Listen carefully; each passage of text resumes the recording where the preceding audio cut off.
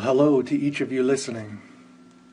Once again, this is the 1Book2Schools reading of the one and only Ivan. Today's Thursday, January 21st. We're going to begin on page number 121. Everybody there? Well, let's begin. Once upon a time. All night Ruby moans and sniffles. I pace my domain. I don't want to fall asleep in case she needs something. Ivan, Bob says gently, get some sleep, please, for your sake, and for mine. Bob can't sleep unless he's on my stomach. I hear a stirring. Ivan, Ruby calls. I rush to my window. Ruby, are you all right? I miss Aunt Stella, Ruby sobs. And I miss my mom, and my sisters, and my aunts, and my cousins too. I know, I say, because it's all I can think of. Ruby sniffles. I can't sleep. Do you know any stories, the way Aunt Stella did? Not really, I admit. Stories were Stella's specialty. Tell me a story about when you were little, Ruby pleads. She puts her trunk between the bars. Please, Ivan. I scratch the back of my head. I don't remember things, Ruby, I admit. It's true, Bob says, trying to be helpful. Ivan has a terrible memory. He's the opposite of an elephant. Ruby lets out a long, shivery breath. Oh, well, that's okay. Night, Ivan, and Bob. I listen to Ruby's soft sobs for long, horrible minutes.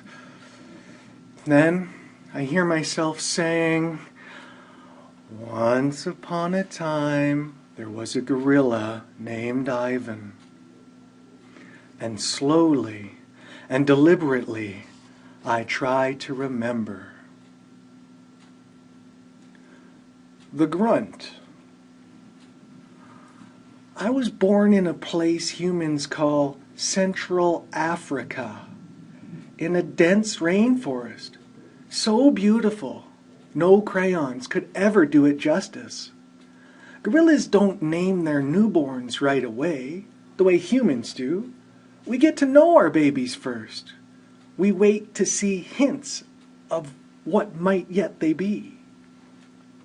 When they saw how much she loved to chase me around the forest, my parents decided on my twin sister's name, Tag.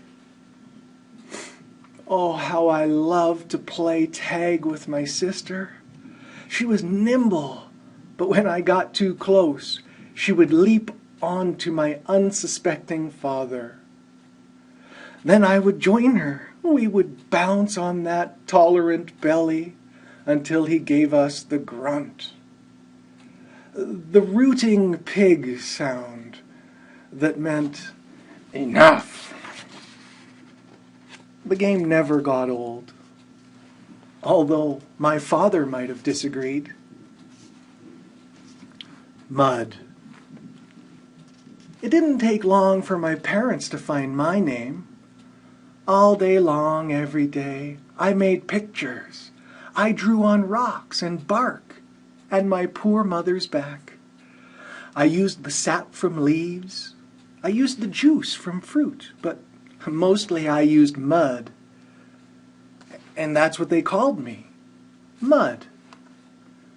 To you human, mud might not sound like much, but to me, it was everything. Protector. My family, which humans call a troop, was just like any other gorilla family.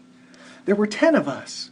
My father, the silverback, my mother, and 3 other adult females, a juvenile male called a blackback, and 2 other young gorillas.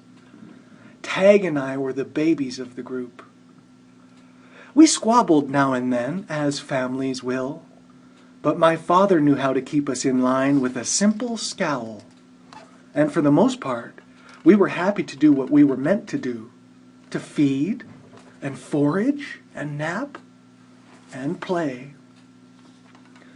My father was a master at leading us to the ripest fruit for our morning feast and the finest branches for our night nests. He was everything a silverback is meant to be: a guide, a teacher, a protector. And nobody could chest beat like my father. A perfect life. Gorilla babies and elephant babies and human babies are not so different, except that a gorilla gets to spend the day riding on his mother's back like a cowboy on a horse. It's a pretty great system from the baby's point of view. Slowly, carefully, a young gorilla begins to venture further and further from the safety of his mother's arms. He learns the skills he will need as an adult. How to make a nest of branches, weave them tightly, or they will fall apart in the middle of the night. How to beat your chest, like cup your palms to amplify the sound. How to go vining from tree to tree, don't let go. How to be kind, be strong, be loyal. Growing up gorilla is just like any other kind of growing up. You might make mistakes, you play, you learn, you do it all over again. It was, for a while, a perfect life. The end. One day, a still day, when the hot air hummed, the humans came. Vine. After they captured my sister and me, they put us in a cramped, dark crate that smelled of urine and fear. Somehow, I knew that in order to live, I had to let my old life die. But my sister could not let go of our home. It held her like a vine stretching out across the miles, comforting, strangling. We were still in our crate when she looked at me without seeing. I knew that the vine had finally snapped. The temporary human. It was Mac who pried open the crate. Mac bought me, and Mac who raised me like a human baby. I wore diapers. I drank from a bottle. I slept in human beds, sat in human chairs, listened while human words swarmed around me like angry bees. Mac had a wife back then. Helen was quick to laugh, but quick to anger too, especially when I broke something, which was often. Here's what I broke while I lived with Mac and Helen. 1 crib, 46 glasses, 7 lamps, 1 couch, 3 shower curtains, 3 shower curtain rods, 1 blender, 1 TV, 1 radio, and 3 toes. My own. I broke the blender when I squeezed 3 tubes of toothpaste and a bottle of glue into it. I broke my toes attempting to swing from a lamp fixture on the ceiling. I broke 46 glasses. Well, it turns out there are many ways to break a glass. Every weekend, Mac and Helen took me in their convertible to a fast food restaurant where they ordered me French fries and a strawberry shake. Mac loved to see the expression on the cashier's face when he drove up and said, "Could I have some extra ketchup for my kid?" I went to baseball games, to the grocery store, to a movie theater, even to the circus. They didn't have a gorilla. I rode a little motorbike and blew out candles on a birthday cake. My life as a human was a glamorous one, although my parents, traditional sorts, would not have approved. Hunger. In my new life as a human, I was well tended. I ate lettuce leaves with Thousand Island dressing, caramel apples, and popcorn with butter. My belly ballooned.